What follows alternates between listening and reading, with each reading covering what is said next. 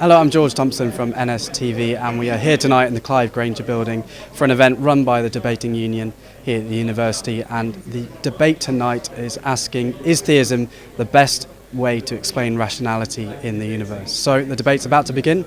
Let's find out what the arguments are. The world that we live in kind of makes sense, doesn't it? Stuff seems to behave in ways that we can predict, and when we tend to believe that logic holds.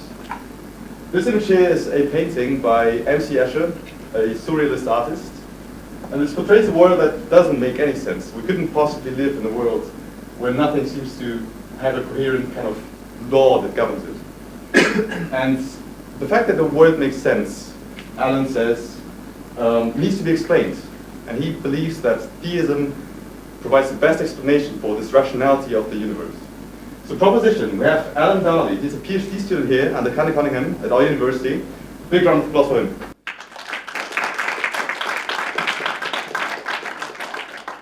Against him, against the motion, we'll be debating Richard Acton from the University of Nottingham Secularist, Humanist and Agnostic Society. He's the president. Also big round of applause for him. And from the Nottingham Debating Union, the trainer, a very experienced debater as well, Andrew Jackson.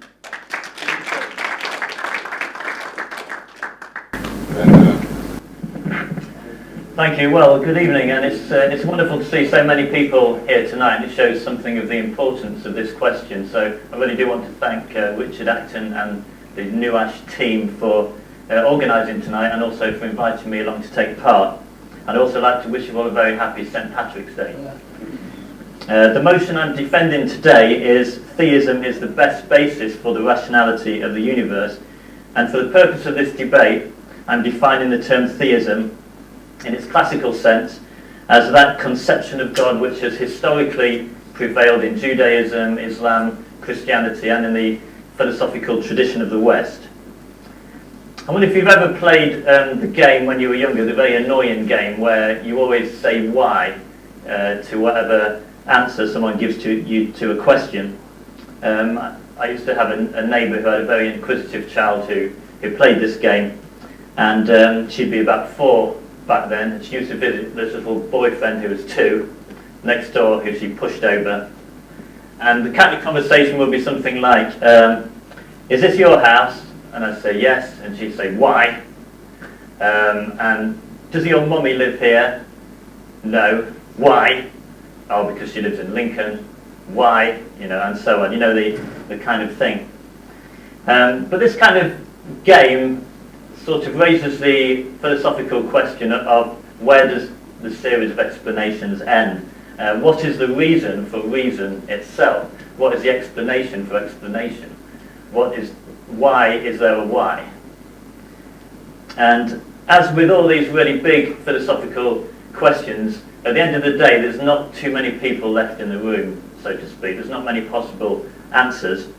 So I just want to suggest 3 possible answers to that question tonight.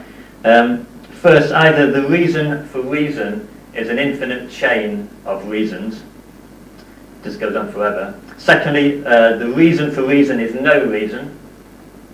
Or thirdly, the reason for reason is reason itself, capital R, i.e. a self-explanatory reason. Now, if atheism is a lack of belief in God, i.e. the lack of belief in something mind-like behind the universe, then it seems to me that in order to answer the question at all, atheism is forced into choosing either the first option of an infinite regress, or the second option, that ultimately reason comes from non-reason. But if we go with the first one, an infinite regress would still provide no explanation for the series. Even if you explained each point along the way, it wouldn't explain the whole series itself. So that would reduce to the second option, which is no reason at all. As Bertrand Russell put it, the universe just is, and that is all.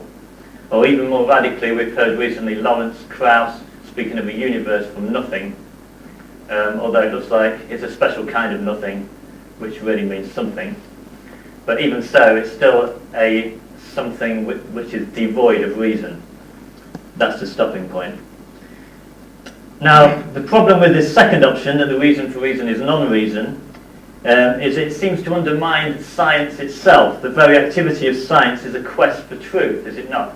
It's a teleological search. It's looking for something, for answers. And so in an interview with the Spanish newspaper El Mundo, the cosmologist Stephen Hawking in 2014 September confidently announced, "There is no God, I am an atheist." But he also curiously proclaimed, "In my opinion, there is no aspect of reality which is outside of the reach of the human mind." So he's making an astonishingly optimistic claim there. And he's sharing a common assumption with theism, that reality is intelligible. Even that to be, it means to be intelligible. This is what was meant by the ancient Greek term cosmos, popularized by the late Carl Sagan. And this important concept of a complex and orderly system reveals a philosophical turn way back with the pre-Socratics, where they realized that matter itself couldn't explain itself. That you needed some other levels of explanation, the efficient, the final, formal of Aristotle. Even the father of flux, a guy called Heraclitus, even he recognized that there needs to be an underlying logos, or a rational principle, to underpin reality. You can't have everything changing. There's got to be something rational underpinning it. So today, I want to suggest that this is the basic presupposition of science, that the universe is intelligible. It's accessible to reason. In its strong form, this intuition is expressed as the principle of sufficient reason. In other words, that all contingent facts must have explanations. However, how is such rational optimism justified on atheism? In his earlier work, A Brief History of Time, Hawking told us that if we ever succeeded in finding a theory of everything, we would have the mind of God, he said. But I want to ask tonight why we should expect such a possibility of a theory of everything, A, from a literally mindless universe on atheism, or B, to be discovered by the mind of a finite and partially evolved primate, which is humankind. And this was a thought that already bothered Darwin. And Darwin, in a letter, apparently wrote, "With me the horrid doubt always arises whether the convictions of man's mind, which has been developed from the mind of the lower animals, are of any value or at all trustworthy. Would anyone trust the convictions of a monkey's mind, if there are any convictions in such a mind?" After all, on the naturalistic view, reason is something that's only been thrown up relatively recently in the evolutionary timescale in higher mammals. It has no purpose. It only has pure function to help us reproduce and survive. So wouldn't it be more consistent, a bit like this picture here, wouldn't it be more consistent for the atheist to opt for nihilism? That ultimately there's no intelligibility and there's no essence to anything. Aquinas argued that it's only because there is a God who is supremely intelligible to himself that anything in nature can be intelligible in principle. And this is only the flip side of Sartre's argument that since there is no God, nothing has any essence. He said existence precedes essence. You can be whatever you want to be. Just free will kind of thing. Likewise, Zizek, the continental philosopher, said the Big Bang is a huge mistake. It's a catastrophe that it just emerged out of the void, the pure nothing. But on this nihilist view, how would science even be possible, since the scientific discourse would not refer to any real structures in the world? And for Zizek, all discourse is only a fiction called the big other. Theism, by contrast, provides a firm metaphysical basis for science, And it is no accident that the modern scientific method emerged in the 17th century by theists such as Francis Bacon, Boyle, Kepler and Galileo. And perhaps that is why even Einstein was compelled to conclude, quote, I have never found a better expression than the expression religious for this trust in the rational nature of reality and of its particular accessibility to the human mind. Where this trust is lacking, science degenerates into an uninspired procedure. Now, this of course is not the story that the likes of Dawkins, Dennett, Hitchens, Krauss want us to hear. According to them, faith is the great unthinking activity. It's a big cop-out, and it should be opposed by all rational thinkers. However, the problem in attacking the rationality of faith is that people like Dawkins are presuming rationality in the first place as something unproblematic for the naturalist, which is not the case, because if atheism is true, what is the reason for reason, and is it rational to say there's no ultimate reason? I've got to hurry up. So in returning to the question, what is the reason for reason, we conclude that the only way to avoid the first option, an infinite regress of reasons, which collapses into the second option, no reason at all, we have to choose a third option, that there's a stopping point in reason itself. Reason is the reason for reason.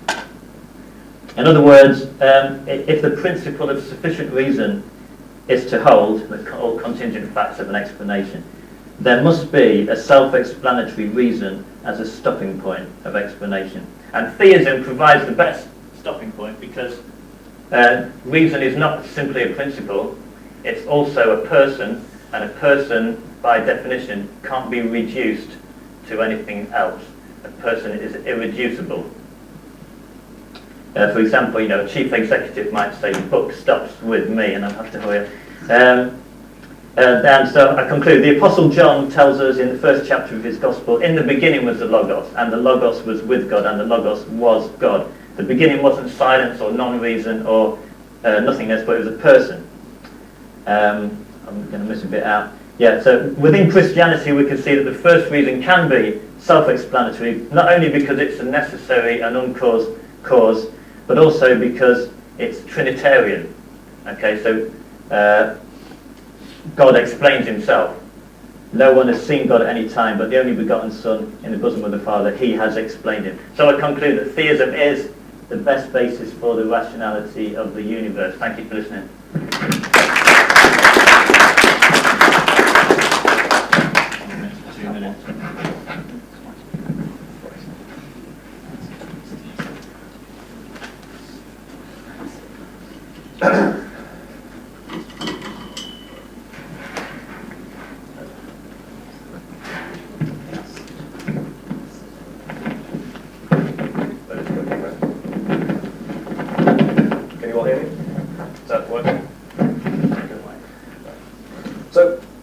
To examine the motion, theism provides the best basis for the rationality of the universe. So let's start by breaking that motion down into a few claims. We have the claim that the universe is rational, structured or orderly. We have the claim of theism, and we have the claim that theism is the best basis for that order. So, as the rationality, order, and structure of the universe, that is a claim supported by evidence. The universe demonstrably exhibits certain patterns which have been consistent over extended time periods. So, we're being asked to conclude that the uncontentious observation of order in the universe implies the existence of God. So the question that we're seeking to answer here is, what is the effect on the probability of God's existence, given the evidence the universe is rational?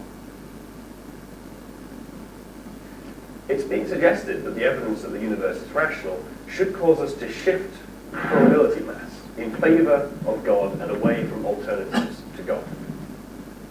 Well, I find the suggestion problematic, because a hypothesis must be a prediction which can be falsified. The hypothesis that God is required for the universe to have order, structure, or rationality makes the prediction that in the absence of God, universes, if there are any, will have no order, will be chaotic. Well, seeing as our universe is orderly and structured, there must be a God, right? For without him, there would be no order. Wrong. And we need to be able to observe the negative case. We need to be able to see the chaotic universes. The predictions of a hypothesis must allow it to be differentiated from its alternatives. So, on the hypothesis of a naturalistic or God-free origin of the universe, we also expect to see universes in which there is order and structure and complexity. The result that we see does not differentiate between these two hypotheses. Our observation is consistent with both. The question now, is it equally consistent with both? Some wish to argue that it is more consistent with God than not God, because we expect all universes created by God to be orderly, and only a minority of those that result from natural processes to be orderly. On the face of it, yes. But the first problem with this is that our sample size is only 1. So we can hardly warrant tipping the scale in favour of God very far. And the second, a much more severe problem, which subsumes the first, is that from our current perspective, we are suffering from anthropic bias. We do not have access to the outside view. We only have access to our singular perspective. Complex entities capable of asking this question about our origins could not have arisen in a universe that was not orderly, irrespective of its origin, natural or supernatural.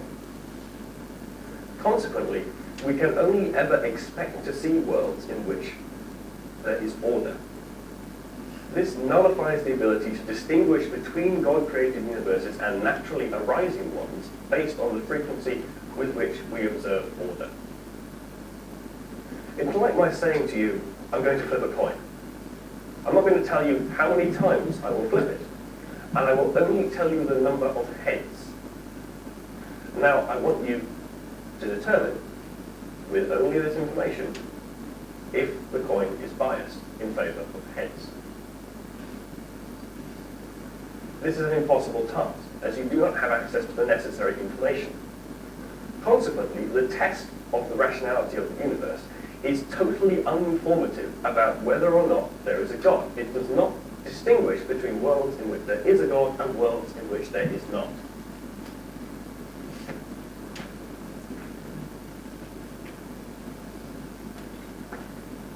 Excuse me. At this point, I can more or less rest my case. However, I would like to address a particular rhetorical point often used in this particular debate, which runs something like this. Without God to form the basis of rationality in the universe, how can we trust our senses and even our reasoning? This is an appeal to consequences. It is an argument of the form, you should believe it because the consequences are pleasant, or you shouldn't believe it because the consequences are unpleasant. When translated, the aforementioned argument reads more like this. You can trust your reasoning, can't you? You can trust your senses, can't you? Why, of course we can. So, God must exist, right? Otherwise we couldn't trust our senses and reasoning, which we obviously can. Things are not true because it would be nice if they were. On a naturalistic origin of the universe, we should expect to be able to trust our senses and our reasoning to an extent, because they would not confer survival advantage if they bore no resemblance to the external world. If you fail, say, to perceive an apple on a tree, when your genetic competitor, Steve, over there, notices apples all the time, it will mean that you get fewer apples, and ultimately have a lower probability of reproductive success than Steve. We should expect, in fact, that our senses and reasoning systematically deviate from a perfect representation of the external world in ways which promote survival. They should resemble it in some aspects, and they should deviate in others. So efficiency, for example, If you expend more energy in the apparatus you use to notice those apples than you get from eating them, then there is no evolutionary payoff from your exceptional apple discernment skills. It's not maintained. This deviation from perfection is relatively hard to reconcile with most concepts of the creator, but is entirely expected under naturalism.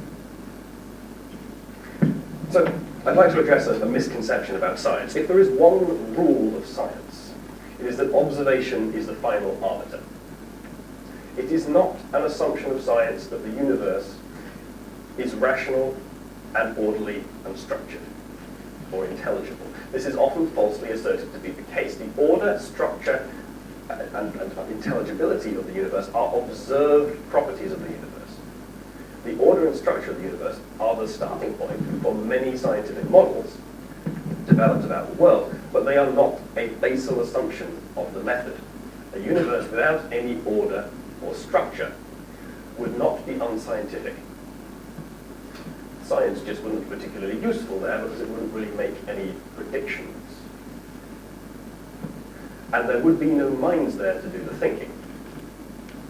But if a mind somehow woke up for a while in a world with no rational order or structure, it could still do science. Although its only conclusion would likely be that the world around it is completely unpredictable before it immediately ceased to exist. Doesn't preclude the possibility of using the method. So I have encountered the claim that the universe cannot be rational if its origin was not causal. There are at least two problems with this. Firstly, uncaused phenomena are real and give rise to causal chains of events. Nuclear decay events are acausal due to Heisenberg's uncertainty principle, which is a fundamental limit of resolution on complementary variables such as position and momentum. The more precisely you know one, the less precisely you can know the other, and this is not a measurement problem. This is a consequence of wave-particle duality. So, an acausal nuclear decay event can initiate a causal chain of events. For example, in atomic clocks, the decay event is detected and leads causally to the clock incrementing.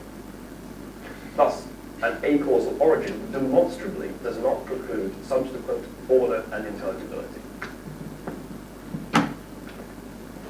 If this is true of nuclear decay, why can it not be true of the universe?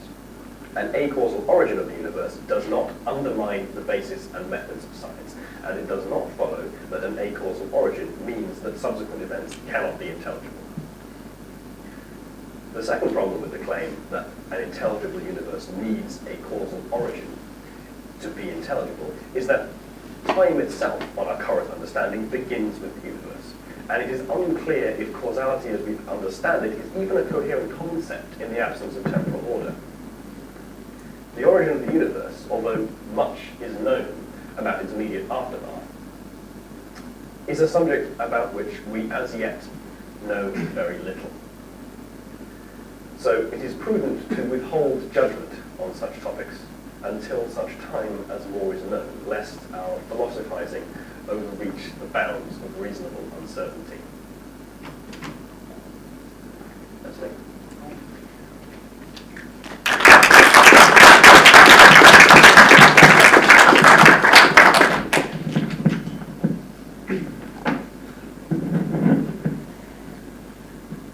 Okay, between the two speakers there will now be 10 minutes in which they can question one another. Use this.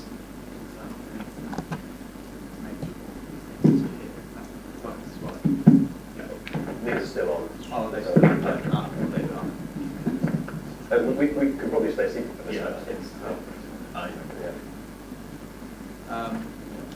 So if I invite Alan to go first. Okay. Yeah, thank you, Richard. And I'm glad we agree that the universe is rational and that it's consistent. We disagree on the best explanation for that. You referred to scientific tests. The hypotheses need to be falsified. You spoke as if scientific tests were the only kind of test, or the only sort of knowledge that we can test things by. I just wondered your comments on this guy, Alex Rosenberg. He's the I think the 13th most famous atheist in the world.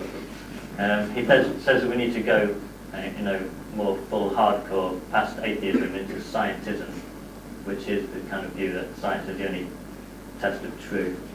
I wonder what he thought of that. I'm more or less in agreement with him on that point. Yeah. The thing is, science is the only thing that produces consistent results. That no Yeah. other method of inquiry into knowledge actually generates anything that... in science, observation is the arbiter. Yeah. That allows us to discriminate So between... presumably some possible of these answers he would agree So- with, like he says in summary, is there a God? On this basis, no. What is the nature of reality? What physics says it is? What is the purpose of the universe? There is none. What is the meaning of life? Ditto. But Okay, then there's some contentious ones here, which you might not The want to question go of with. purpose and meaning, I think, are often misconstrued in this debate. Let's just... do you mind if I address that in your... It's not really necessary to the point. Okay, go ahead. I want to get to the contentious point. Is there free will, not a chance? What is the difference between right and wrong, good and bad? There is no moral difference between them, because he's only going by the scientific definition. Yeah. Why should I be moral? Because it makes you feel better. Is abortion, euthanasia, suicide, paying taxes, etc., permissible? Anything goes. What is love and how can I find it? Love is the solution to a strategic interaction problem. Does history, and there's some historians here, does history have any meaning or purpose? It's full of sound and fury but signifies nothing. Because you can't give a scientific test on it. Does the human past have any lessons for our future? Fewer and fewer. So, the book is called Living Life Without Illusions, but some of the illusions, apparently, are things we take for granted, like free will, persons, meaning, history, even science itself, how would you justify that by the scientific? This is the thing. I think it's a mischaracterization of the problem to say that those things immediately disappear as soon as you sort of assume a sort of scientific... Is he wrong then? right? Why is he wrong on those premises? So, for a start, meaning and purpose. Meaning and purpose is not something which can solely be derived from an external source. I think that I characterize it. I think religious people have what I call an external locus of meaning, borrowed from locus of control from psychology circles. Meaning is a property of the system. It's not necessarily something that's external. It's sort of the difference between like an absolute and a relative scale. But DNA... Doesn't science have a meaning that refers to the real world? It's not just an internal coherence, unless you have an anti-realist view of science. It depends what you mean by... Well, okay. On the point of meaning, let's just address that firstly. A stretch of DNA, for example, the isolation doesn't have any meaning. If you put it in a cell, the enzymes are there to give it meaning, because it can now be translated into proteins which have functional purposes. That is meaning. That's what. This is where meaning arises. Meaning is a property of the system. So information in isolation doesn't have meaning, but you put it in a system that can interpret it, and you've got meaning. And the same is true, for example, with computers. The disk with ones and zeros is meaningless until it's fed through a processor which gives it meaning. The system then has meaning. I think the So same. if that information is already there, like the information-rich quality of DNA, how is that there if there's no... I mean, what's the purpose of it if there's no mind to perceive it?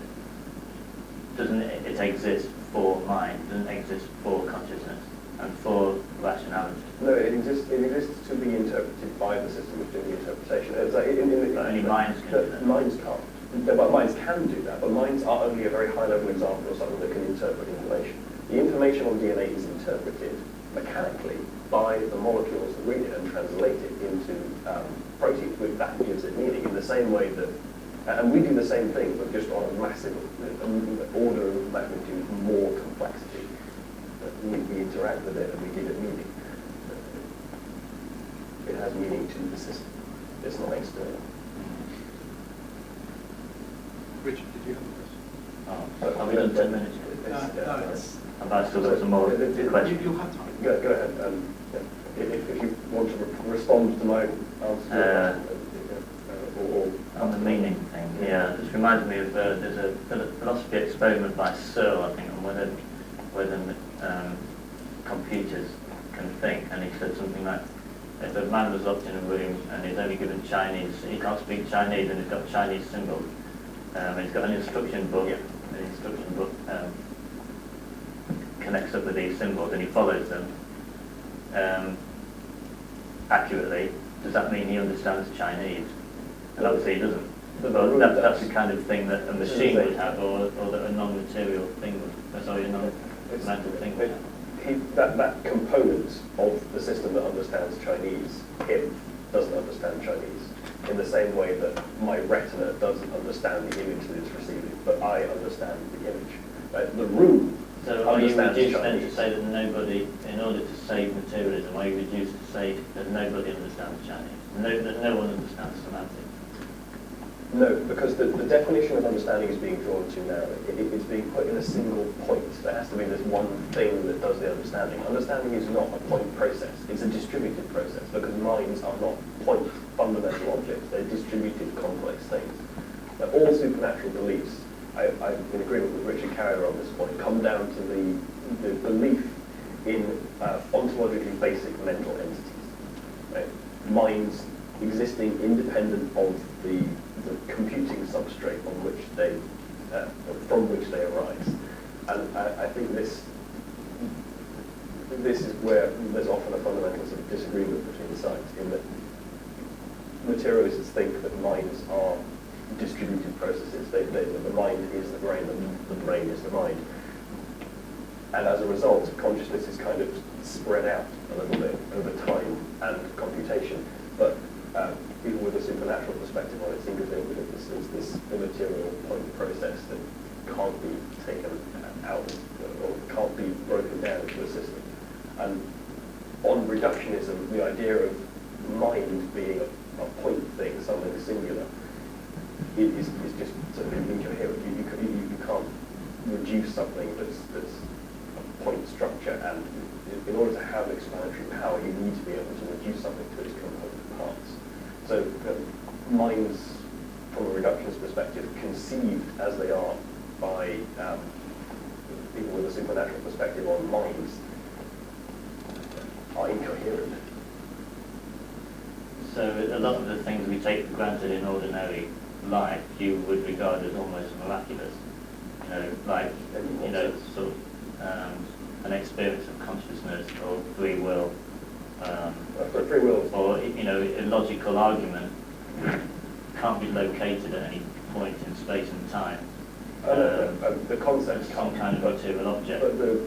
But the process of the operation of comprehending one or running through one is always on a physical device of some kind. If it's in our mind, it's being run on neurons. If it's a computer, it's being run on certain chips. But it's like the same concept is true in biology. So genes are not just a length of DNA.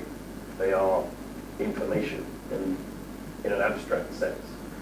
But that that doesn't sort of have supernatural How can you have implications. an abstract sense?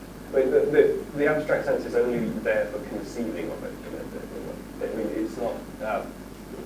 The gene is in the information which is encoded on the DNA, but the information, it's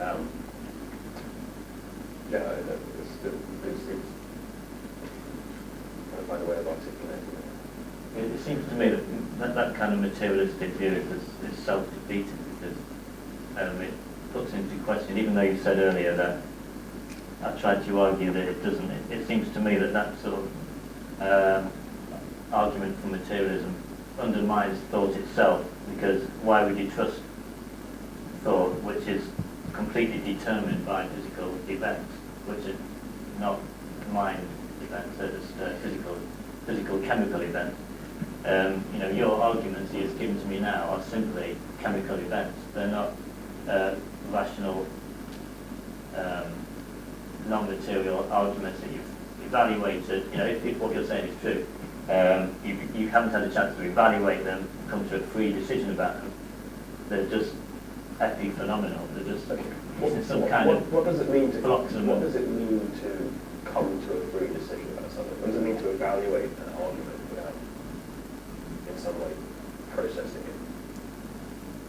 That's what I'm asking you. This is, I It's just don't a physical this event, Is the, yeah, you're it saying. is a physical event. I don't understand how you can separate the physical event of processing an argument from the. I mean, there's not this sort of thing that exists independently of it. That's the information. It only. It's maybe not independent of it, but it's not identical to. Mind is incarnated in flesh, but they're not identical to each other. I don't. My thoughts about being independent. What does postulating Where that is they're that thought? It's not a physical object. What does postulating that they're not identical to one another add to the picture? Well, what would we expect to see? It doesn't reduce it. So that's what I'm saying. What would we expect to see differently in a world where there is something immaterial that's separate from the material processes? Because if the material processes are sufficient to explain all of the observed effects, then what But they're not, are they? See, they are. Theism has got greater explanatory power because it explains. What is there You've had to reduce persons, ethics, free will, history, logic. You've had to reduce it all to physical events, chemicals. Whereas there's a greater explanatory power from believing that there are non-material events and best I don't see how that explanation. has greater explanatory power. But explanatory power is reduction. Like when you reduce something to its component parts, you've explained it. But you've reduced reality to less than it is. So you No, it's not less than it is. This is the thing, right? This is how is it less? What is there missing from this view? You know, it's sort of it comes back to the. Well, most of what people consider valuable in life. Well, I don't see how that's missing. But I see that is all still there. It's just not metaphysical. It's just so not. It's the same thing as the reality. It's not a separate thing. I don't really see why postulating it to be separate helps. I'd What does it recommend, add? I mean, it's go back to the I whole. recommend to the audience that Thomas Nagel, Mind and Cosmos, is a heretic atheist. He rejects this neo-Darwinian materialist view because he says it's completely inadequate for rational thought, even though he doesn't have an alternative, because he's not a theist either. But I mean, he points out things like, unless you've got an independent way of testing your thoughts other than materialism and survival of the fittest, then even your belief in evolution is can't be justified because it's just happened purely for survival function. That often Right. people who believe in God often criticise that that's just a brain event. That's your religious experience. It's just some kind of psychological effect. But this is saying we all believe in evolution and science. I was trying to point out a difference between. We can expect the mind to function accurately most of the time. Why? Because there is survival advantage for accurate representation of reality. Yeah, but that's merely accidental because it's not. That's not accidental. That's a fact of reality. It might coincide that something is survival, it has a survival value, and it's true. Yes. But it's not necessary. Those two are not necessarily connected. This is the thing. It Not is necessarily necessary. connected. Right now. Yeah. Okay. It could be that there's an accidental coincidence between something being a property of the way we think or the way we perceive and it having survival value. But there are certain things which must be real and have survival value. This concept in evolution, I think it's called, I'm trying to find the words for it. I think it's costly displays. Right? So you can't. That's quite distracting. It's mine, I apologize. Yeah, you can't make a display of something that isn't costly and still have it be and stuff that being recognised by other agents. So, for example, in a species called Jackson's widowbird, they have a sexually selected characteristic, which is the length of their tail feathers. And if you artificially lengthen the tail feathers, they become more sexually successful. They attract more partners. But the reason it doesn't get artificial, the reason that the tails aren't all longer in nature is that it's costly to make the display of having a long tail in extra exposure to parasites, for example. So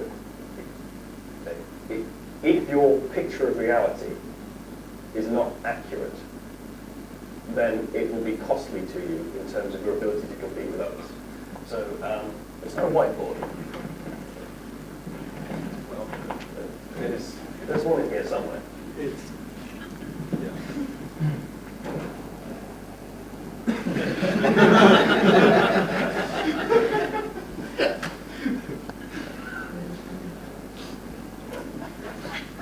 How do I kill the projector?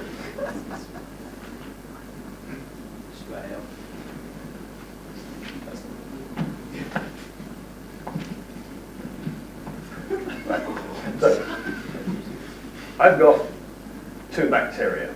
I've got a gradient of sugary stuff that I like to eat. Right? There's loads of it over here. There's not very much of it over here. At the same point in space, bacteria A, let's go on this one, has got a little detector on it that notices the sugar at this point. Right? Bacteria B has got a little detector on it, but bacteria B's detector isn't as good as bacteria A, so it doesn't notice the sugar. Right? Bacteria A, on noticing the sugar, swims over here, gets a load of sugar, grows. There's more bacteria A. Right? Loads of them. Bacteria B, because it didn't have the ability to accurately perceive at this resolution that there was sugar here, doesn't move this way, doesn't reproduce, and remains a single solitary bacteria B. Right? So bacteria A, because its perception of reality was objectively better than bacteria B's, survived and did better. Right? It wouldn't work if it wasn't real. Right? If the difference in bacteria A's perception of the world of the sugar was not accurate, if it wasn't actually telling it that there's more sugar here, then it wouldn't be an advantage, so it wouldn't be selected for. The signal that it receives has to be real. Otherwise it's just, making stuff up, it's confabulated. Right? And that doesn't help in its survival advantage. Does that illustrate the point that I was trying to make there? Yeah, well, I mean, obviously we can see situations where knowing the truth has a survival advantage. Yeah. We can also think of situations where the opposite is the case. Yes. And there's no way of knowing the thing is that whether you're being fobbed we off should at the moment expect that. by your Right? genes. But the thing is, we can predict which ones would and which ones wouldn't.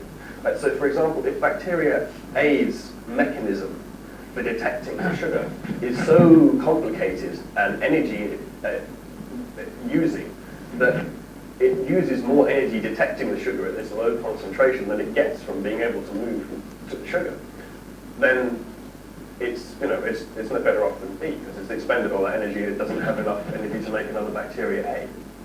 Right? So this means that we should expect our perceptions to systematically and predictably deviate from reality according to constraints like efficiency. Right? They shouldn't be varying randomly. They should be accurately reflecting reality in certain ways and then deviating from it in certain ways. And we see this in our own cognition, we see this in our own, just our vision, right? We have a blind spot right in the middle of, sort of about there-ish, where we can't see the thing that's there. And it's a fault that we would expect to see, given... But it's also a category error, because you're still assuming there is such a thing as true, but you can't actually, within that framework, know what it is. You have to, well, you can't know what truth is, but I mean, it's there. I mean, it's outside. It's a category error to say that truth is the same thing as survival, or that response and a stimulus is the same as knowledge and the truth. Okay. And you wouldn't know what the difference is on that model. So, if we turn the burden around, I let it overrun because there was a lot of back and forth. Yeah. Richard, if you have specific questions that way. You brought up the notion of essence in your opening speech. I was a little curious as to what exactly you meant by that. Essence, that there is a real structure in things, and it's not just something that we impose on the world in a sort of anti-realist way, because then science would be like art, it would be like modern art, it wouldn't be actually discovering anything. Right. So unless there's some truth about the world, then science would be impossible. Okay. I'm in agreement with you on that point. But, you know, Sartre pointed out from an atheist perspective that there aren't any essences if God doesn't exist, because everything's built on the nothing. It's all come from the void. Well, why does that render truth impossible? I don't see the connect. Why does it follow? Because it's literally, it's the product of literally something mindless.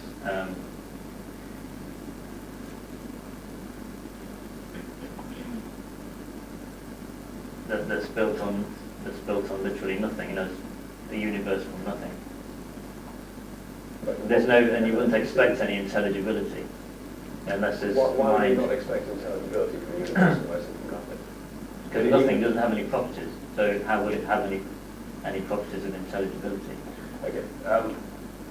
Let's go back to that idea of special nothing that Lawrence Krauss sort of, So the wrong kind of snow. Yeah, exactly.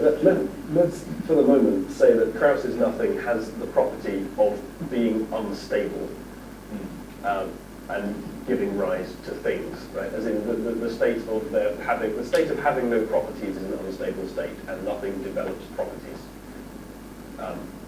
Why then could those properties not be intelligible to minds that arose inside them? I mean, isn't the question the other way around? Why would you expect them to be? The founders of science expected a rational universe because they'd already believed in a reasonable God who made it. And even the idea of a world is something that's within limits of understanding, you know, a boundary thing. So why would you expect that? Could science have arisen within the worldview that it originated from something totally mindless? Well, I would argue yes, because you can expect. But it's because there are minds, right? Wherever there are minds to do intelligent. But there aren't. You don't think there are minds, though. You only think there are brain events. But I think there are minds, and I think brain events are minds. This is the difference. Well, yeah. But there are complex entities capable of comprehending or the order of the universe in which they find themselves. And why is that precluded by the origin of that being naturalistic?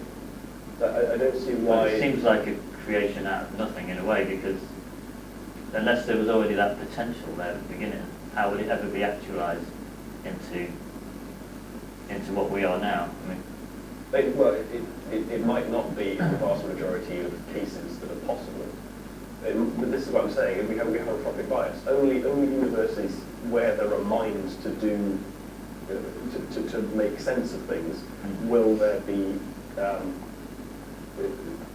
order. but since we are the fruit of evolution, why should we think that we're just an accidental byproduct?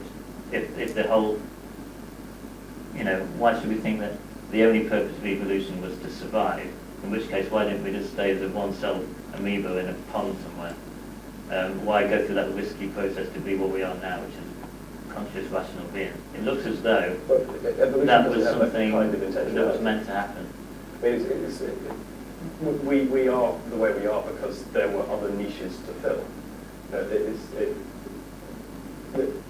The notion that we just sort of stay one-cell organisms because that's fine. It's that evolution is a process that explores all possible ways of exploiting resources that are available to it by making random changes. So we are a plausible way of exploiting available resources, and evolution happened to explore the space, that part of the space that could have been.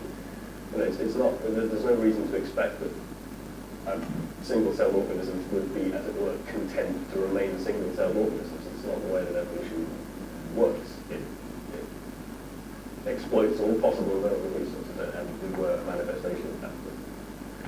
It happens to work. We wouldn't expect us to just permanently remain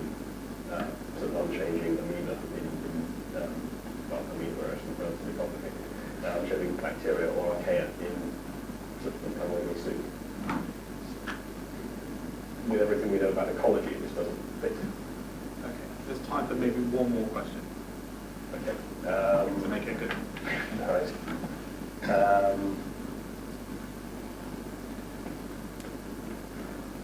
Okay.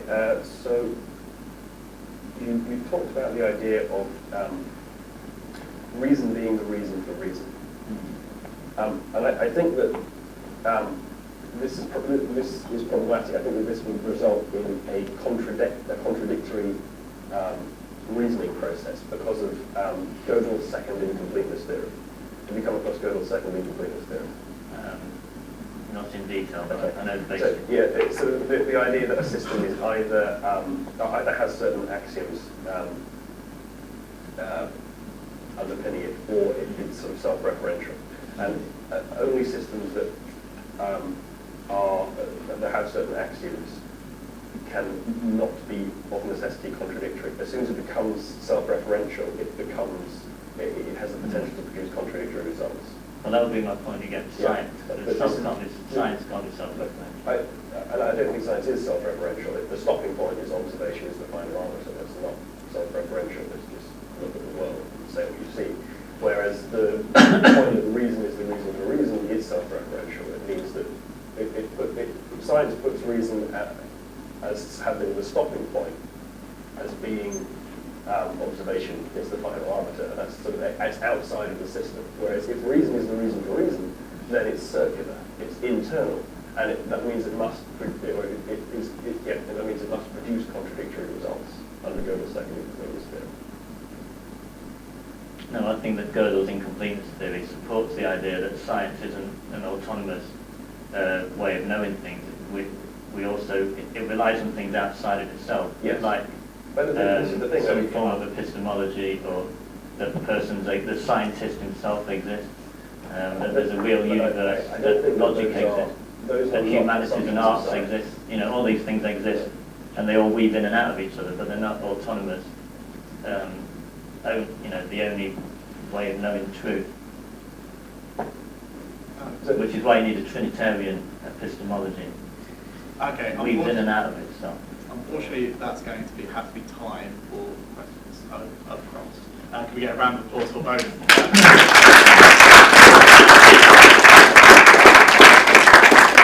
Okay, we're now going to open up questions from the floor. I assume. Yeah, that's good. Yep. Someone. Octavian, can you do that? Is this on? Yep.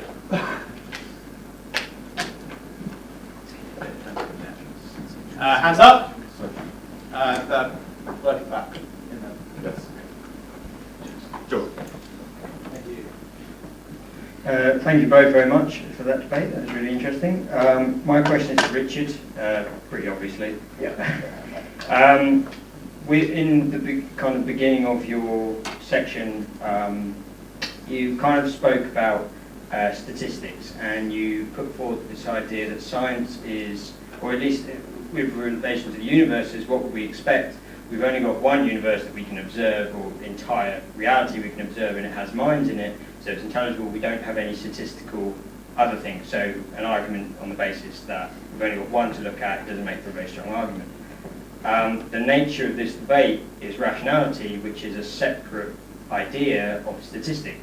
And most of what you're talking about is the scientific method, and particularly Karl Popper, which will say we need to be able to falsify this. That's about statistics. But the question is about rationality. So my question to you would be, do you think they're the same? Do you think there is such a thing as rationality when most of what I understand you've been saying is actually statistics and events happening like they're likely? I come from it from a sort of, I come to the question from a position of Bayesian epistemology. Bayes' theorem, a proven theorem in mathematics, is, I think, possibly sort of, it's basically the method for evaluating evidence. It's how you weigh evidence for a conclusion. And Bayesian statistics and Bayesian reasoning, I think, I don't necessarily think there's a distinction there between reason and statistics. Statistics is a reasoning tool.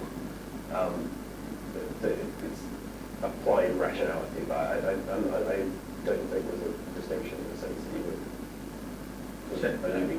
as clarification, just no pure logic. It has to be based in external evidences. It's a question. Yeah, I mean, pure logic doesn't tell you anything for certain. It tells you possibilities.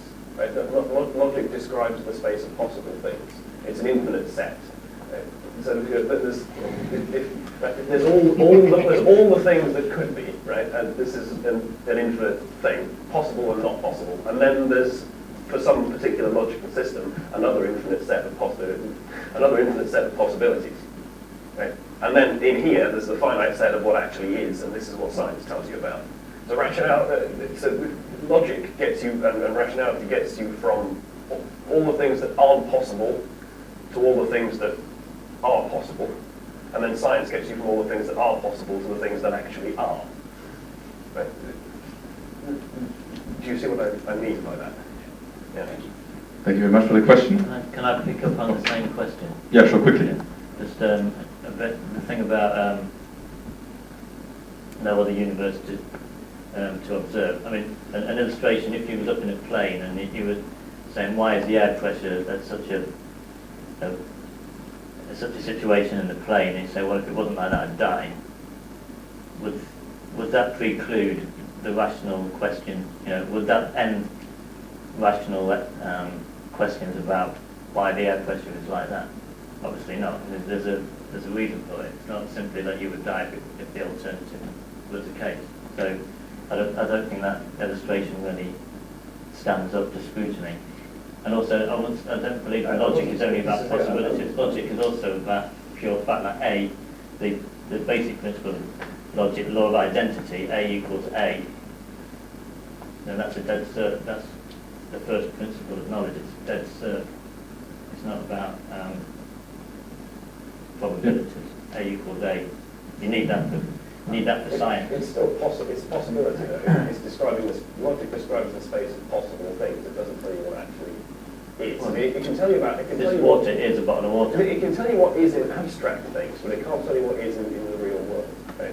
This is why proof is reserved for the field, the realms of logic and mathematics. It doesn't exist. And because logic is based on existence, and there's an existing bottle of water, and I'd say that the existing bottle of water is the existing bottle of water. That's a statement about reality, and it's true. Okay. Will the speakers be able to? Can I take another question? That's fine. Yes. Let's work Right. it out. So yes. Jenna. No, that one. Okay. Oh yes. She wants to. This is to whoever really wants to answer, but this idea that like meaning is the property of a system. Okay, just given that thought in mind, given that our minds are kind of given the kind of uniqueness of our minds, we're able to kind of imbue meaning into things in the way that other animals arguably cannot do.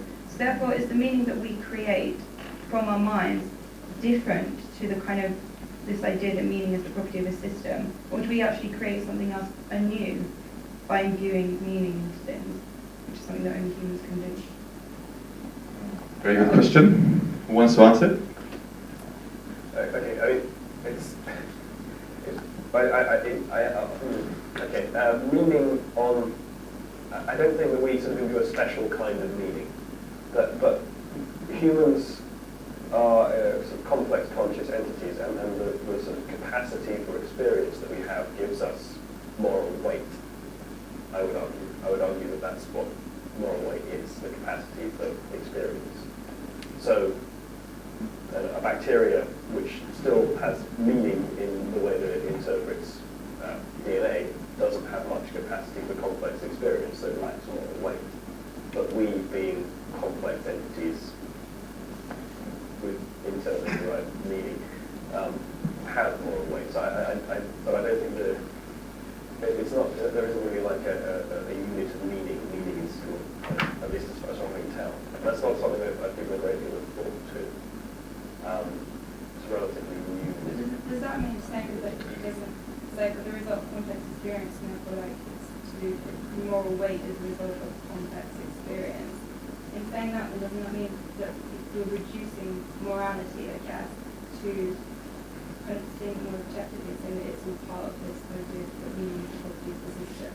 Just quickly before you answer, we will be in some form of a pub afterwards for all this discussion to happen, so if I can ask only one question per person from now on, thank you very much. Just quickly come back on that. One sentence if you can, otherwise we postpone it to the pub. This question, is that fine? Yeah, let's talk about this more later. Yes? I need to think about this. Alright, thank you. Octavian first. Yes. Alan- Oh yeah, sure. Yeah, I Do you was want going to to? say, I think pointing out something that is unique about human beings, and it shows, and even Dawkins said we're a special kind of case or something, you know, in that he thinks we've transcended our genes and we can create culture. Whether his explanation for that is adequate, I would question, but it does show that, you know, the fact that we can make meaning is something that points to a personal source that doesn't reduce us to just matter and physical chemicals. I mean, our complexity, our culture, our ability to create memes, as it were, in Dawkins' language, is on a gradient. You know, that there's culture in chimpanzee societies as well. We're a self-reflective mirror, but we're more self-reflective than any of the other current extant other configurations of mirrors. Yeah, I would really like to go through as many questions as possible, so if I can get one answer per question, that would be great. Who was first? Octavian, do you want to just come down and then we'll go like down and Yes. up and that's Yes, sure. it? Think you go first. I was just gonna ask the question about is the whole idea of the scientific method too narrow in that it assumes it searches for meaning and truth in empirical means and then says therefore there is only empirical reality? Is that making a logical leap because it is only searching in empirical reality and assuming that empirical reality is reality and that what our senses experience is true? Thank you very much. Yeah, I mean, that's the difference between methodological naturalism and ontological naturalism, and there's no necessity in science to be an ontological naturalist. I say there's no theology, there's no necessity in saying that, but some people make that leap, which is a metaphysical claim. And I agree with you, yeah. Well, I would say that, as far as I can tell, no other methods of inquiry apart from science produce consistent results. There's nothing outside of science that gives us anything that's actually useful and reproducible. So claims to knowledge outside of the framework of science don't make a huge amount of sense to me, because how do you know that that's true? Science has a mechanism for evaluating what is and isn't true, and anything outside of Many that. of your officers are historians, they're not scientists. Yeah, They've got no history is knowledge, observational science, they've got like no astrology. knowledge of the fact. History is an observational science, like astrology. Can I have another question? So the pub. Again, we will be in the pub for all The this. gentleman in the blue. Okay, Oh, yeah. sorry. You. No, I give it to Martin. Sorry about that. Alan, you've been arguing mainly, if I'm right, for deism rather than theism. You've only mentioned, I think you mentioned, was it Paul, only once? You've been arguing for deism. You haven't really been arguing for a God that tells you who you can sleep with, what you can eat, and on what day. So when you say that God's more rational than no God, I just want to know why particularly the horrible Christian God, why not another God, they're equally horrible, but yet potentially you might enjoy that more? Is that not just a case of you were born into that particular culture, which probably doesn't exist, but you were born into it and therefore you believe it because you were told it's true? Yeah. Thank you for that question. Do you want to answer this? Yeah, so I mean today's motion is specifically about whether God provides the best basis for rationality. So it would include pointing to a Christian God, but it doesn't necessarily point to that. So for the purposes of the debate, that's not necessary. However, it builds up a cumulative case to Christianity, but to get to the full. So I assume this is also like a subsidiary topic, if we can Yeah, use we that might need a separate as well. debate. That would be So awesome. I would say the evidence for the Christian God would be the life, ministry, death, and resurrection of Jesus. So historical evidence, and would come in there and... You're a historian, I'm sure you can have this debate later. I'll take Okay. it, the guy in the blue. Okay, I will reluctantly. No. Well, I had several points to make, but I'll keep the points One. away too much and Right. actually stick to the question. What, if anything, will change your mind? Well, if you're a naturalist, nothing can, because everything is physically determined. So you haven't got any free will. What I mean by But- that is, you mean you think there is a supernatural power directing the universe? Well, in one sense, God is the most natural thing, and we're supernatural. What would convince you Because that he there is made no us. God? What would convince me there's no God? Yes.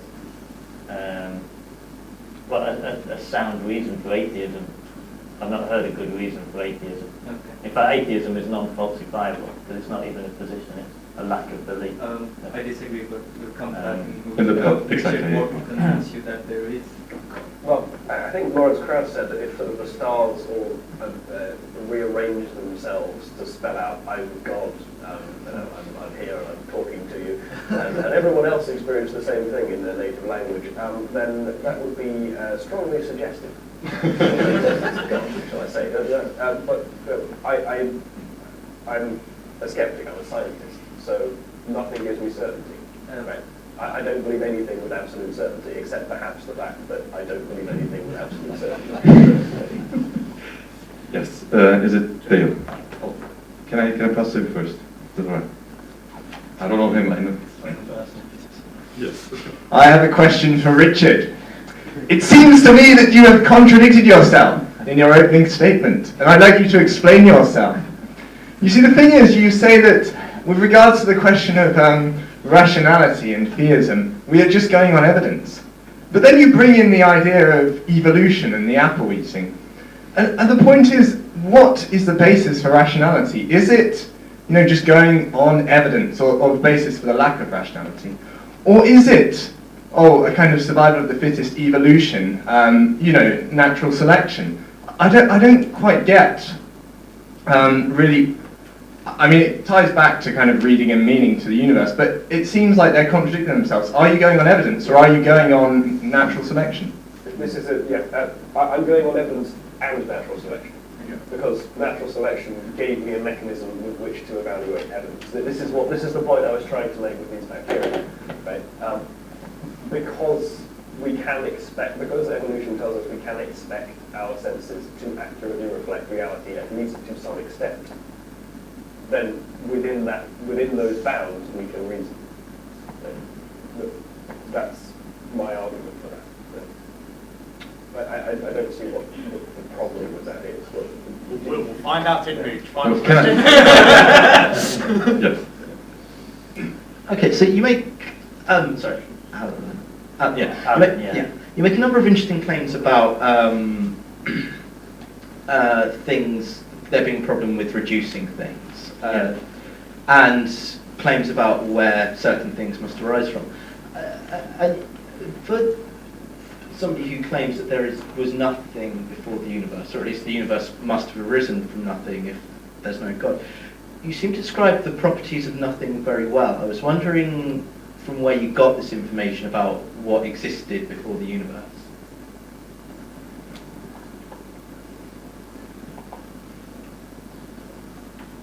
Well, I'm referring to the theory that in the beginning was a void. I don't believe that personally. Well, I believe that there was God, there was always God, so there was never a pure nothing. And even Krauss doesn't seem to be saying that nothing is a real nothing. He claims about what he's observed. He's not saying there is a definite. He's not describing a definite thing before all other things. He's just adding one more chain, if you like, to the backward progression. Whereas you seem to be saying at the end of this backward progression, there is one particular thing. And you used the word believe what was there. But what evidence or what useful information do you have to actually illustrate what was there? Well, I've pointed out the different options that were available and then discussed which was the best explanation of what we have now. I think Krauss's claim on this point is a little mischaracterized. I think what he's saying is that that which preceded the universe has the property of being unstable. That's it. Right? I think he's just saying that nothing is unstable, that the absence of any properties is not a stable state, that nothing develops properties. I think that's more or less what he's saying. I mean, there is Hawking's strange statement that because there is a law such as gravity, the universe can and will create itself out of nothing. And to me, that's a completely self-refuting and crazy statement. Is there any other question? Hawking is saying something like that. There's another question. Am I allowed to ask a question? Quickly. You must. Yes. So, sorry. Your argument is based on the fact that the universe is rational, that we are having access to this kind of very sense-making universe. But starting with human cognition, we are very faulty in perceiving the world accurately. Two lines can seem very differently just in the way we present them. So we don't have access to a very rational, coherent universe. Yeah. Even if we abstract from that, logic, the classical logic has been rehauled a lot of times, and we have concepts like fuzzy logic, which are everything beyond coherent and straightforward. And even the laws of the universe, constants have been shown now. There is experimental evidence that constants or ratios between constants have been changing throughout the time. It can be that only this particular time span in the existence of the universe actually allows for thinking beings like us to exist. So if there was evidence that I could show to you that the universe is not ultimately rational and coherent, or not always has been, would that be suggesting of the contrary claim that you're proposing? Well, if you were trying to argue that reality is ultimately irrational, then you couldn't make a rational argument to make that point. It would be self-refuting. But I agree that on the premise there's no God, science does break down, and we're seeing that happening now with that certainty that science has assumed is now being shaken by people like Kuhn and Feyerabend. There's this sort of postmodern view of science now, which is, plus the idea that science is all about who pays you the most, which companies are paying for it. So it's technology. Science is, if God is dead, science is dead, and we're seeing it dying as the Christian consensus moves. Thank you very much. You've got your chance. Anybody else who didn't ask yet? Sure. Last one? Last one? Yeah. My question consists of two parts, actually. The first question is yes or no. Do you understand that you can have your own opinion, but you cannot have your own facts? Yes. You do. So you understand that you cannot have your own truth? Yes. Okay. Are you happy in order to explain something, in order put this, you must use scientific methods in order to explain the reality. All the other methods will be subjective, because only the scientific methods give you objective answers. So you're using now the subjective method, like non-scientific method to explain, the reality, the rationality of the universe. Are you happy with that? Well, this is the assumption I'm challenging, that science is the only method of truth. And you're making that assertion, but what is your evidence for that claim? And we've already seen that logic is separate from science, and the truth of the law of non-contradiction, for example, is fundamental to any knowledge. That's not a scientific way of knowing something, but it's fundamental to science and everything else. So it's clearly false that science is the only way of knowing things. But it tells you about the abstract. It tells you about this bit of my sort of Venn diagram. It takes it from the logically impossible to But it's Bunsen burner, but also being not a Bunsen burner at the same time and in the same way. How could you do an experiment? No, that's not really. This is because you're observing a Bunsen burner. You know, it's a thing about the world. It's not. It's like if I say I've got. So it cannot exist and not exist at the same time and in the same way. Well, in a way, it can because there are no discrete objects in some senses. Well, if you deny the law of non-contradiction, then you can't say anything. Because everything can be at the same time the opposite.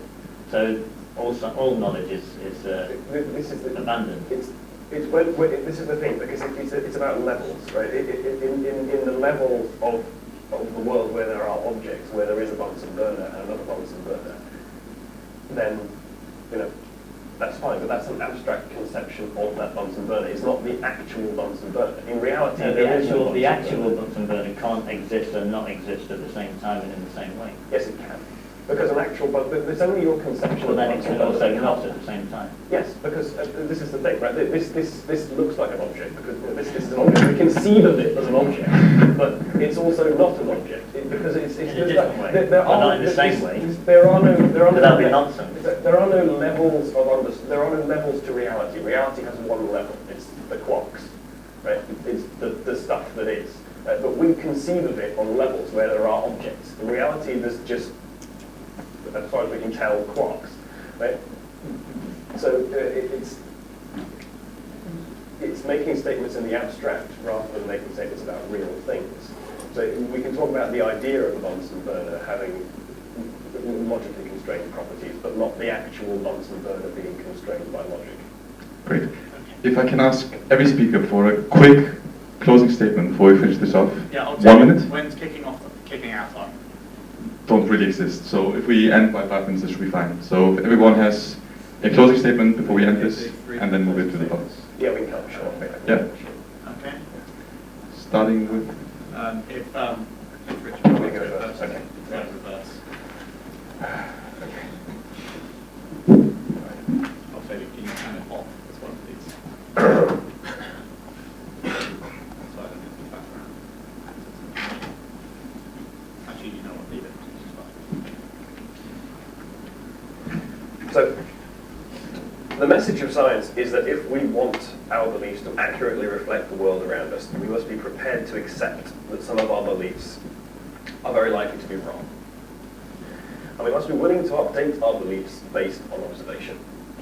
If we ever make claims of something being beyond question, if we ever write our conclusions first and retrospectively search for rationalizations in support of that conclusion, we are claiming to know things that we do not know. And we make ourselves vulnerable to being unable to update our beliefs so that they better reflect the world. We must accept that we are wrong about some of our beliefs in the here and now, so that as not to be unable to correct our erroneous beliefs and have them more closely map the truth. My message to you is to open yourself up to doubt. To always be asking yourselves the fundamental question, why do you believe what you believe? And then ask, are the reasons you gave good ones? That's it.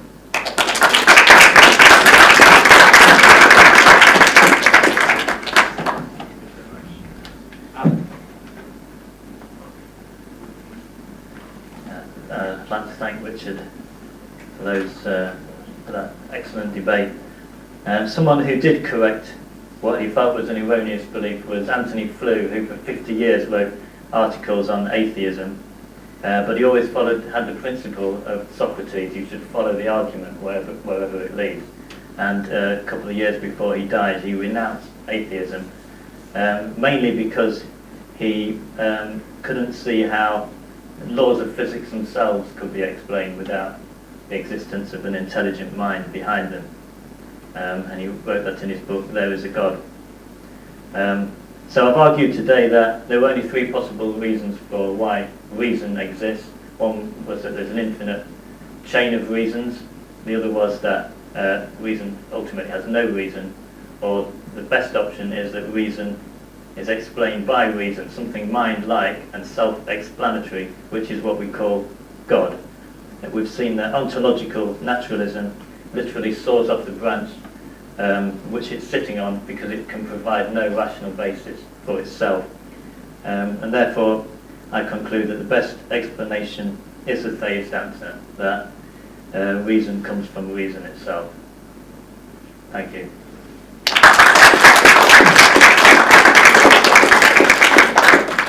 Thank you very much, Alan, for agreeing to participate in this debate. Thank you. Most interesting. Yeah, can we get another round of applause for the speaker, please? Well, what an interesting debate. I'd love to hear your thoughts in the comments below. And thank you very much to the Debating Union who put on this event tonight. You can find out more from our NSTV news coverage on our YouTube channel, NSTV Official, or our website, nstv.co.uk. Thanks for watching.